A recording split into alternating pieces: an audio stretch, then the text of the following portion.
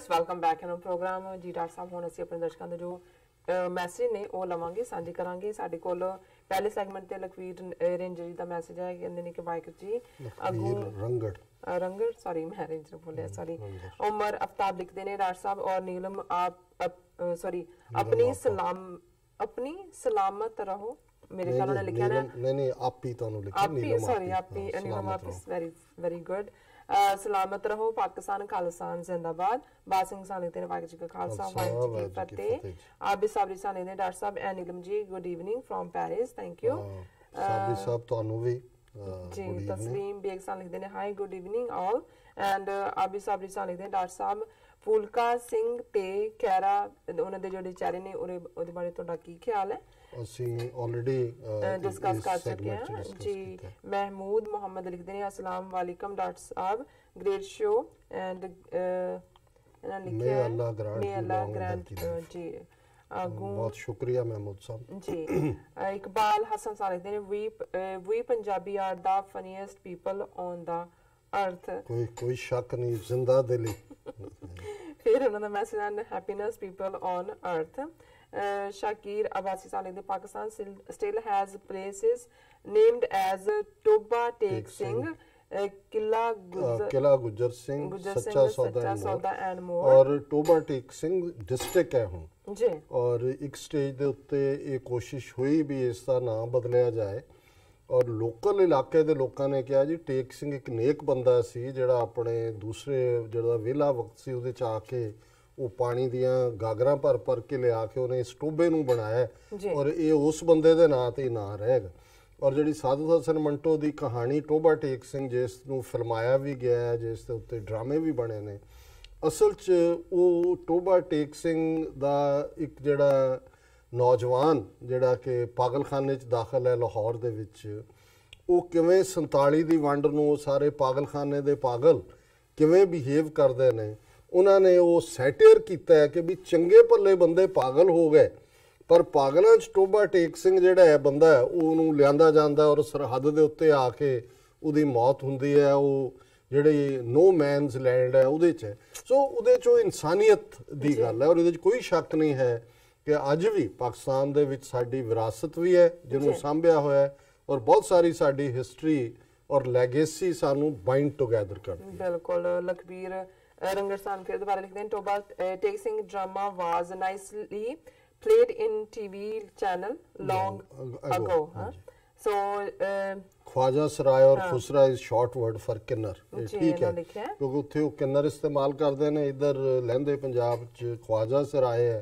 और आम लोगों के विच लफज खुसरा लंबा वक्त तो फिर उन्होंने फिर मैसेज है कि Punjab history is incomplete without Sikh history and legacy of Maharaja Ranjit Singh कोई शक नहीं है और मैनू चंगा लगता जो मैं देखदा भी हुण साडे लहंदे पंजाब दे जिहड़े कुछ एनालिस्ट भी ने वो इस गल च प्राइड लैंदे ने कि महाराजा रणजीत सिंह और हरी सिंह नलवा साडी धरती दे पुत्तर ने और ईवन हाशम शाह जिन्हें किस्सा भगत पूरन दा लिखिया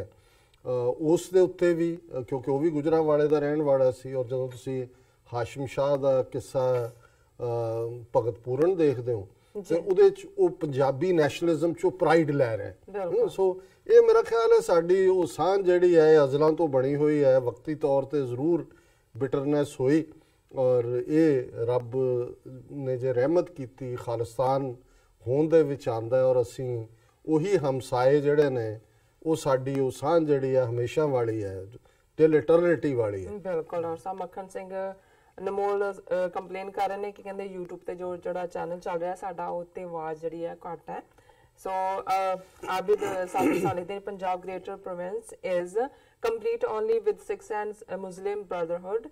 honestly in all Pakistan's gurdwaras are going to renovate on long term and best relationship especially in Nankana Sabri साहब ਤੁਸੀਂ ਬਿਲਕੁਲ ਠੀਕ ਕਹਿ ਰਹੇ ਹੋ ਜਿਸ ਦਿਲਚਸਪੀ ਨਾਲ ਮੌਜੂਦਾ ਹਕੂਮਤ ਨੇ ਜਿਵੇਂ ਮੈਂ ਜੇਲਮ ਵਿਚਲੇ ਤਿੰਨੋਂ ਗੁਰਦੁਆਰਿਆਂ ਦੀ ਗੱਲ ਕੀਤੀ ਹੈ ਔਰ ਆਲਰੇਡੀ ਕਰਤਾਰਪੁਰ ਕੋਰੀਡੋਰ ਦੇ ਉੱਤੇ ਵੀ ਤੇਜ਼ੀ ਨਾਲ ਕੰਮ ਹੋ ਰਿਹਾ ਹੈ ਬਾਕੀ ਵੀ ਸੋ ਇਹ ਜਿਹੜਾ ਖਾਸ ਤੌਰ ਤੇ 5 ਮਿਲੀਅਨ ਸਿੱਖ ਡਾਇਸਪੋਰਾ ਦੇ ਲਈ ਜਿਹੜਾ ਆਪਣੀ ਧਰਤੀ ਦੇ ਨਾਲ ਜੁੜਨਾ ਚਾਹੁੰਦਾ ਹੈ ਸਾਡੀਆਂ ਅਗਲੀਆਂ ਜਨਰੇਸ਼ਨਸ ਦੇ ਲਈ ਵੀ ਇਹ ਇੱਕ ਬਹੁਤ ਪੁਖਤਾ ਰਿਲੇਸ਼ਨਸ਼ਿਪ ਸਾਡੀ ਬਣੇਗੀ ਔਰ ਬਣ ਰਹੀ ਹੈ। ਬਿਲਕੁਲ ਡਾਕਟਰ ਸਾਹਿਬ।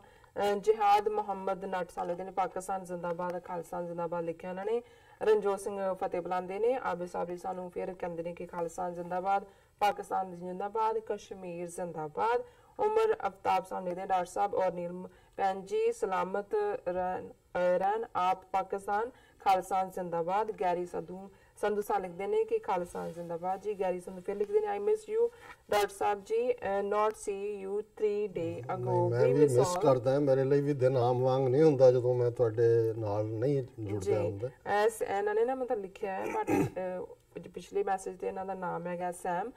ਸਲਾਮ ਡਾਕਟਰ ਸਾਹਿਬ and sister Neelam, myself Sam, I'm from Pakistan but I live in Thailand sorry। Doctor साहब आपको और सिस्टर नीलम को और टीवी 84 की टीम को अल्लाह अपने अमन में रखे और हमेशा खुश रखे। Thank you so much. यही साडे मैसेज सन ਅਸੀਂ ਸਭ ਦਾ ਮੇਰਾ ਖਿਆਲ ਹੈ ਵੀ ਸ਼ੁਕਰੀਆ ਅਦਾ ਕਰਦੇ ਹਾਂ। ਲਿਮਿਟੇਸ਼ਨ ਦੇਖਦੇ ਹੋਏ ਅਸੀਂ ਬ੍ਰੇਕ ਤੇ ਜਾਂਦੇ ਹਾਂ। ਵਿਊਅਰਸ ਤੁਸੀਂ ਨਾਲ ਇਸ ਤਰ੍ਹਾਂ ਬਣੇ ਰਹਿਣਾ। ਮਿਲਦੇ ਹਾਂ ਛੋਟੇ ਜਿਹੇ ਵਕਫੇ ਤੋਂ ਬਾਅਦ।